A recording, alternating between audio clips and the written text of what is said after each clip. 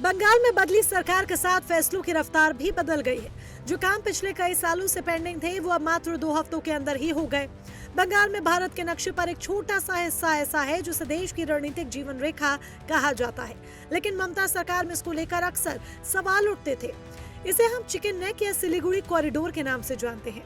इसका महत्व भी आपको बताएंगे, लेकिन पहले जरा बड़ा फैसला समझे। क्षेत्र के 7 महत्वपूर्ण हाईवे का नियंत्रण सीधे केंद्र सरकार के हाथों में सौंप दिया गया। केंद्र सरकार को दिए नेशनल हाईवे के 7 हिस्सों में से 5 चिकन नेक से होकर गुजरते हैं। दावों के मुताबिक केंद्र सरकार बंगाल के 7 एनएच की देखरेख और सुरक्षा की जिम्मेदारी मांग रही थी, लेकिन टीएमसी सरकार में केंद्र सरकार का ये प्रस्ताव लंबे वक्त से अटका रहा। लिहाजा बीजेपी की शुभेंदु सरकार ने सत्ता में आते ही प्रस्ताव को मंजूरी दे दी है। चिकन नेक को सुरक्षा के नजरिए से हमेशा नाजुक रास्ता माना गया है। अक्सर भारत विरोधी इसे काटने की आवाजें उठाते रहे हैं।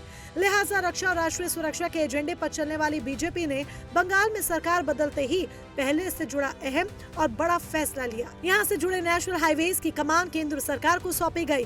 अब आपको जरा इसकी अहमियत भी समझाते हैं। इस पूरे क्षेत्र को चिकन नेक इसलिए कहा जाता है क्योंकि भौगोलिक रूप से इसका आकार मुर्गी की गर्दन जैसा पतला है।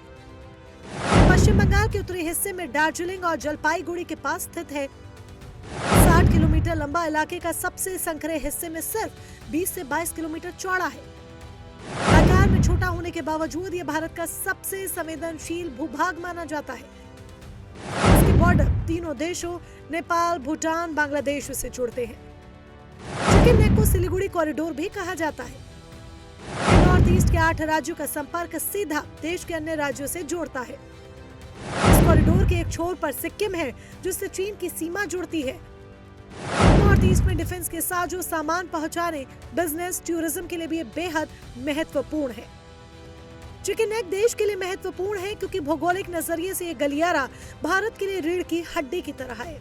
यही वो मात्र जमीनी रास्ता है जो देश के बाकी हिस्सों को हमारे 8 नॉर्थ ईस्ट के राज्यों से जोड़ता है।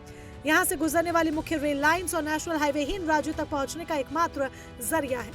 अगर कभी इस संकरे रास्ते पर कोई संकट आता है तो नॉर्थ ईस्ट के इन 8 राज्यों का संपर्क देश के मुख्य भूभाग से पूरी तरह से कट सकता है। लेकिन अब इसका नियंत्रण केंद्र सरकार के पास आने से कई तरह की मुश्किलों से निजात मिल सकती है। एनएच का नियंत्रण केंद्र के पास आने का सबसे बड़ा फायदा भारतीय सेना को होगा। यहाँ सेना की 33 कोर सहित कई अन्य महत्वपूर्ण सेना इकाइयां तैनात रहती हैं। नॉर्थ ईस्ट की सीमाओं पर सैनिकों की तैनाती के लिए इन सड़कों का हर समय बेहतरीन स्थिति में होना बेहद जरूरी है। केंद्र के सीधे नियंत्रण से सामरिक तैयारी मजबूत होगी। आपातकालीन स्थितियों में सेना बिना किसी रुकावट के तेजी से कदम उठा सकेगी।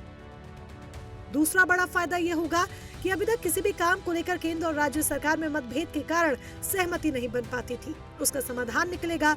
अभी तक राज्य और केंद्र सरकार के अलग अलग विभागों के बीच आपसी तालमेल और प्रशासनिक मंजूरियों के अभाव में नेशनल हाईवेज के चौड़ीकरण और मरम्मत का काम सालों से अधर में लटका हुआ था।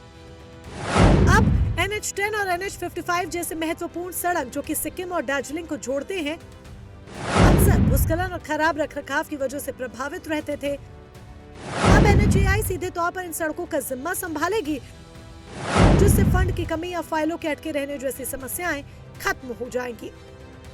कुल मिलाकर देखा जाए तो बदलते वैश्विक और भू राजनीतिक हालातों को देखते हुए इस 22 किलोमीटर चौड़ी पट्टी का केंद्र के मजबूत नियंत्रण में होना बेहद आवश्यक था। ये कदम भारत को किसी भी बाहरी नाकाबंदी या सामरिक चुनौती का मुंहतोड़ जवाब देने के लिए पूरी तरह से सक्षम बनाता है।